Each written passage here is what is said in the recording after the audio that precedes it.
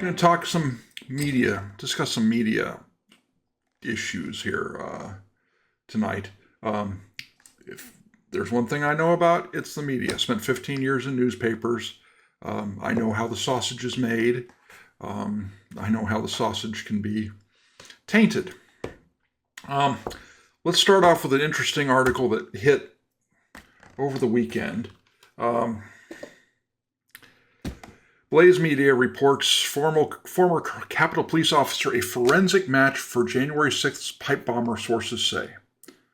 A computer program that compared the bomb suspect's gait to that of Shawnee Kirkhoff produced a 94% match.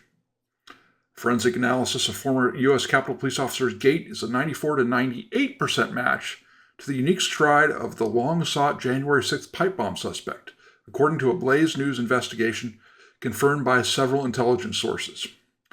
People have been making a big deal about this. If you read the entire article, and that will be, available in the link dump beneath this video on YouTube, that's about all they've got, is this gait analysis stuff.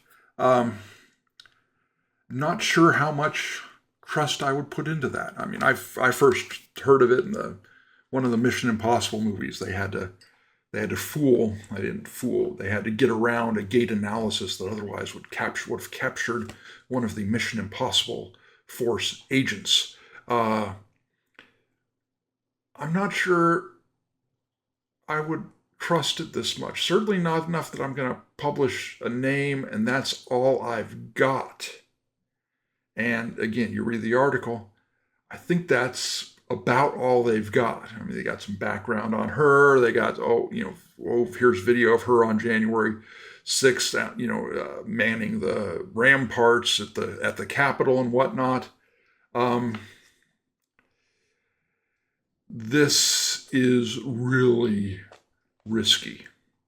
I probably, if I'm the editor, I don't publish this. There's not enough there. This forensic match thing, it's like, we'll only report, you're naming this person as the pipe bomber. If this would hold up in a court of law, then maybe, but I don't think you convict her on a probability, 51% chance it's her, let alone beyond the reasonable doubt. And if she's not planning a lawsuit, she's making a mistake, because I think there's lawyers who'd be willing to go after Blaze Media, which is Glenn Beck's media company. I just don't think they've got it there. More bad journalism. From the Washington Post, democracy dies in darkness, and it's the Washington Post's fault because they're stupid. This is an opinion piece. I guess that's a bright side. It's opinion and not news. What's the best place to raise a family? We scored every county. Find where to raise the children based on your priorities. Now, the interesting thing is, you read this article, and it's very data driven. They've done a lot of mining various databases and whatnot, but it's not really you using this to rank what you think is the best county to raise your kids in. Go on. Here's the map. Now, this map does not consider affordability, which is why New York is bright red, highest. I mean, New York City's bright red. Manhattan's bright red. New Jersey's bright red. All of Virginia, Washington, D.C., good parts of Maryland. Florida, some of them pretty good. California, oh my gosh. Best counties for raising children. San Francisco is way up there at the top. Central Valley, where I live, not so good. Although That's because you're not, bringing in affordability. It's also talking about education quality. Education quality. I'm going to make this bigger, a little bigger for you guys. Education quality, safety. Safety. San Francisco, New York, safety. And state policies. State policies. That's why, what are state policies? What are the policies that promote raising of children in these counties? Do they give financial breaks? Do they give tax breaks for if you have a bunch of children? What exactly are the state policies? Well, if you scan down to the very bottom, you find out. State policies on personal liberties and parental support combines abortion access 60%. You want to raise a family? We'll have to kill a few kids to, make 60% is abortion access. Sexual orientation and gender identity is 30%. Does it promote the gays? Now, they can live their lives however they want. But I break this to you. If it's about raising families, they can't do it on their own. Because science and family leave support, that's something, okay, that's fair enough. But that's 10% of the number. Abortion, how close an abortion clinic is, weighs 6 times as much as family leave support. Seriously? Seriously. If you wonder where their priorities are, this tells you where their priorities are. It's all abortion all the time. I mean, okay, maybe these are the best counties for single young women who want to let their freak flag fly, or men for that matter. But this is the number this is the big deal for raising a family. Can't make the stuff up. Can't make the stuff up. It's absolutely stupid. Let's move on. The British Broadcasting Corporation's leaders have resigned. Now, the BBC is an interesting beast. It is roughly similar to our own National Public Radio, public broadcasting system. But unlike those, until recently, both of those got taxpayer money. In Great Britain, you have to pay a tax every year to support the BBC based on how many television sets you have. That is kind of crazy. BBC leaders have resigned after the broadcaster's editing of Trump's speech is called misleading. BBC Director General Tim Davie, he's the number one person at the BBC, and BBC News Chief Executive Deborah Turness announced Sunday they're resigning from their positions. Turness, I believe, worked for NBC News here in the United States for several years, so yay us. The Review found Panorama, that's one of their news shows, it's like 60 minutes, had used an edited clip of Mr. Trump speaking at his rally on January 6, 2021, the day a mob of his supporters would later attack the U.S. Capitol building. It appeared to show Mr. Trump as saying, quote, "We're going to walk down to the Capitol and I'll be there with you. And we fight. We fight like hell. And if you don't fight like hell, you're not going to have a country anymore." But the clip had been created by splicing together 2 points of his speech that had occurred almost an hour apart. This is not cutting out, it's not cutting out, my uhs and, the loud applause that each of my statements should make. Obviously, like Trump, you're not cutting that kind of dead air out. This is grabbing 2 comments that come almost an hour apart, putting them together to create this impression that doesn't hold water. There's a reason why Trump wasn't, nobody tried to get Trump over inciting a mob, because you look at the statements in the order in which he gave them, and it's clear you couldn't make that case. But that won't stop the BBC. It gets better. It gets better. So what did Davey and Turness say? In his statement, Mr. Davey acknowledged that the BBC was not perfect. No, yes, Sherlock. Duh. But said it must remain transparent and accountable. Well, it wasn't. Quote, while not being the only reason the current debate around BBC News has understandably contributed to my decision, he wrote. Overall, the BBC is delivering well, but there have been some mistakes made, and as Director General, I have to take ultimate responsibility. Well, I'll give him that.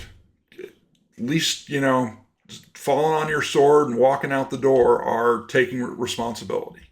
But you also let this go on, and this has been going on for ages. I do not doubt for a second. This is similar to what CBS News did with its Kamala Harris interview, where in the promo they cut it one way, and then in the 60 Minutes piece they cut it another way, and you wouldn't have known that those were all part. That it was the answer to the same question.